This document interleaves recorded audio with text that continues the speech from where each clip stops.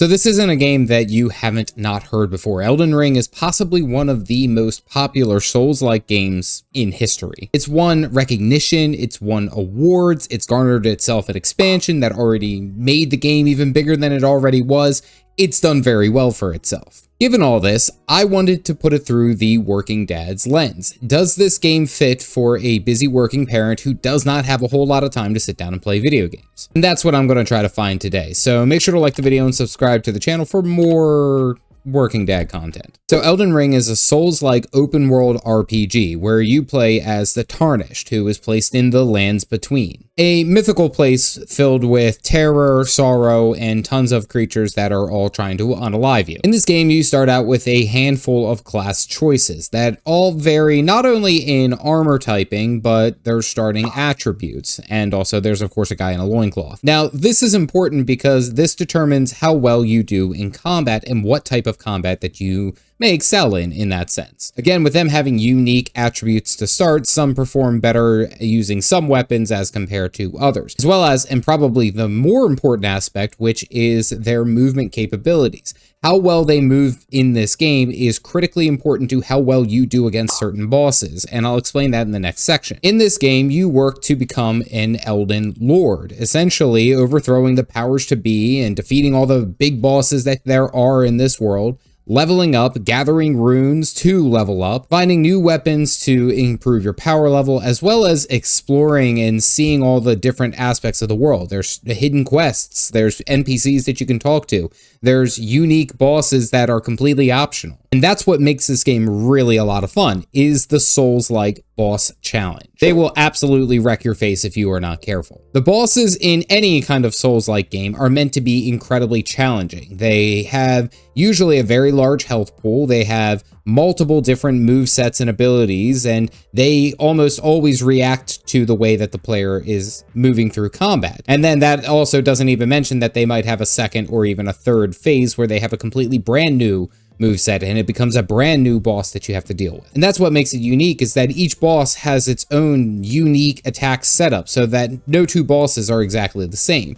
Some may be similar and some may vary in difficulty, but overall, every time that you fight a boss, it's going to be almost a brand new experience. And your major defensive weapon, what I was talking about, your movement capability, is your dodge roll. Now, dodge rolling provides you a very small window of iframes, and iframes are described as invulnerability frames, meaning that it's a small window where you negate all damage that was thrown at you if you time your dodge correctly. If you don't time your dodge correctly, the boss will squish you and hit you with that entire bit of damage, which can easily deal 40 to 80% of your health pool, sometimes even one-shotting you if you're not careful. And this is possibly the most critical aspect of any Elden Ring boss, as well as any just Souls-like in general, and that is understanding the attack patterns that they throw at you. Very, very seldomly are you able to be introduced to a brand new boss and completely one-shot it without really learning the attack pattern.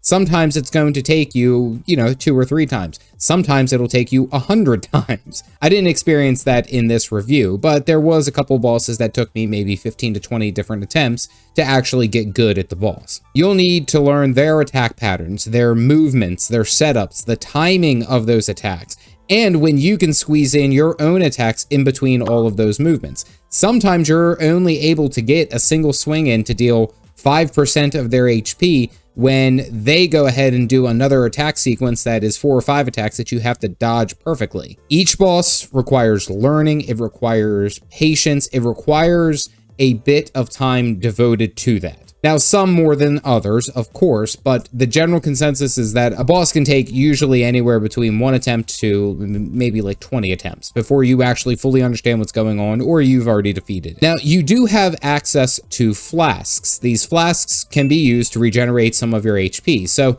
it isn't necessarily you get hit once and that's over. You do have a number of flasks, and you can increase how much HP they regenerate, as well as how many you can carry by gathering certain items in the game. But the idea is that you're trying to limit the amount of times that you get hit, because the flask is essentially recovering your mistake. So it's absolutely critical try not to take as much damage as possible, which kind of makes sense. Now, if you do die, it's really not as bad as it seems. Actually, in Souls-like, it's kind of like a common theme. You're kind of supposed to die so that you learn and you can progress further. And in Elden Ring, it's very forgiving for the most part. You can wipe on a boss, and usually there's like either a Site of Grace, which is kind of like your safe haven, or a Stake of Marika, which is a respawn beacon that you can run back to the boss within 10, 15, 20 seconds. Usually very close, very easy. Now, the major caveat for this is that any runes that you were carrying, which runes are the major currency, you get them from killing bosses, from killing creatures, gathering them through golden runes that you find in your exploration, those runes that you had on you when you died drop. So you'll go down to 0. Now remember, runes are used to level up, so you, of course, obviously want to have as many runes as possible so you can keep leveling up and getting stronger. Now, when you drop them, you respawn, and then you can go and gather them, but if it's in a boss arena, it will trigger the boss fight, and you have to gather them before the boss kills you again. If you die and you did not get those runes are gone forever. So it's almost kind of like a quick tip to make sure that you spend as much of the runes as possible before you run into that situation. And when I say that this game has tons of bosses, I mean tons. In the immediate first area that you'll experience, there was like 6 to 10 different bosses that you can find just in that area. Just immediately, just right where you are spawning. And I'm not talking just about the tree sentinel.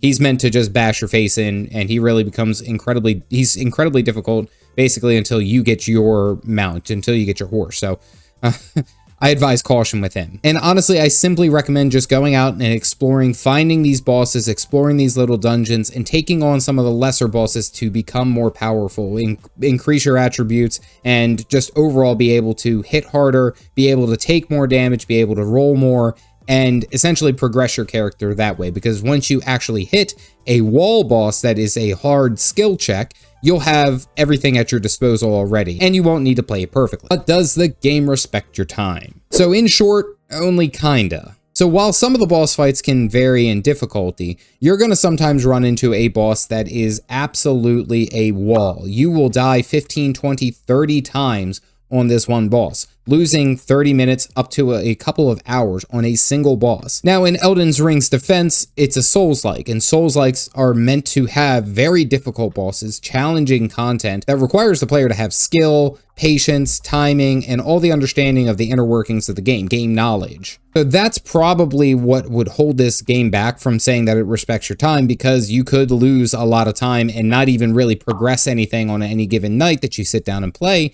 just because the boss is incredibly difficult to deal with. Now, on the flip side of that, Elden Ring is also very good about respecting your time, because you can play essentially solo on your own and explore the entirety of the game. Now, there are co-op opportunities that you'll be able to have with the fingers that you can find, but if you are a busy working dad looking to just pop in for 20, 30 minutes and be able to explore, maybe kill a boss or two, you're going to have that flexibility because your world is essentially your world and your save file. Now, that is something that I very much like. I thought that that was really good. A slight downturn is that there is no direct pause button, so even if you bring up the menu, there's still creatures running around attacking you, so keep that in mind. Although you can essentially just die and then go gather your runes when you're ready to come back. So I mean, you do have that flexibility. It's not as, again, dying isn't really as punishing in this game as you might think. Again, some bosses are simpler than others. Some may take 2 to 5 attempts. Others may take 10 to 20 or even more. And in my time that I went through for this review, I didn't run into a boss that took more than like 15 times. It was Bloodhound Darrowwill. And I just had to get back into the flow of understanding what a Souls-like was. And once I did and I understood the attack pattern, it was a lot simpler, and then from there, I really didn't have any other bosses that gave me a whole lot of difficulty. Now, it's just not to be said that I was one-shotting them. No, of course I died, but understanding their patterns and getting the timing down, it's a sharp learning curve, but once you get it, things excel very quickly. And what really loses kind of a lot of the credit of this game is that it may be very difficult for some players to come in and understand this game and play it very well. And even at that point, if you're a busy working dad who only has 30 minutes to sit down and play, you might be stuck on one single boss for 20 to 30 minutes. And it could be very frustrating, it could be rage-inducing. I mean, that's unfortunately or fortunately how Souls-likes are meant to be. They're meant to be very difficult. However, the game doesn't necessarily force you to stay with that one boss, and I'll explain that here in a second, but you're essentially able to choose where you want to go before or after you've dealt with a very difficult boss. I'll explain that a little bit more into the next section, but I do also want to talk about the fast travel in this game. You do get a horse very, very quickly, Torrent. He allows you to run around very fast while you're exploring, especially in the open world up top, as well as the sites of grace, which are essentially your fast travel points, and you can travel to them anywhere that you go. Really saves a lot of time. They're always useful to get these little waypoints, and I highly recommend it. It makes it a lot easier for you to move about the map without any issue. But how long does it take until it becomes fun? So Elden Ring, in my opinion, instantly hooks you when you get your first boss kill. At first, it seems difficult. You might die a couple of times, but once you figure out how to solve the puzzle of that boss and you get the kill, instantly it becomes fun. Just very quickly, I was enamored. I was like, this is so cool. I love this game. And then, of course, the duality of that is that it can quickly also become very frustrating when you hit a boss that you don't think you should be dying to as often, and you're just playing poorly. So it becomes almost frustrating, rage-inducing. So there's this duality that becomes with it. But overall, as you're progressing with bosses and against bosses, it is, for the most part, very fun. While not always clear, as the game doesn't necessarily hand-feed you everything that you need to know, the game does kind of guide you where you should go, and very quickly. Specifically, I'm talking about Margit the Fell Omen, which is one of the first wall bosses that you'll run into. If you just immediately beeline for him, unless you know his attack patterns and you already know how to play, it is going to be a hard wall that is not recommended. You are going to have a lot of problems learning the fight, being able to survive his attacks, and more. Now, as I mentioned in the previous section, you will be able to kind of step away and say, maybe I should go and look somewhere else and level up and get stronger so I can better tackle this problem that's in front of me. And while the game doesn't necessarily direct you to, but you can head south to the Weeping Peninsula, gain multiple different levels by beating far easier bosses and far more forgiving bosses, become a lot stronger, and then able to attack Margit a heck of a lot easier. Now, there's a number of times that this game does that where you're going to hit a very difficult boss that's going to stump you. It's going to require a lot of learning and a lot of patience, but there are some times where you have to choose, maybe I need to come back to this and go try something else. And that's something I would recommend. 100% recommend. On the other side of this, one of the things that I really enjoy about this game is the open world exploration. Just going around and stumbling across a boss is always a lot of fun. As you're exploring, you're checking these things out, and it's like, that looks like a big creature over there. What's that? And then you go near, you hear the music shift, you see the health bar pop up, and it's like, oh crap, now I'm fighting this guy.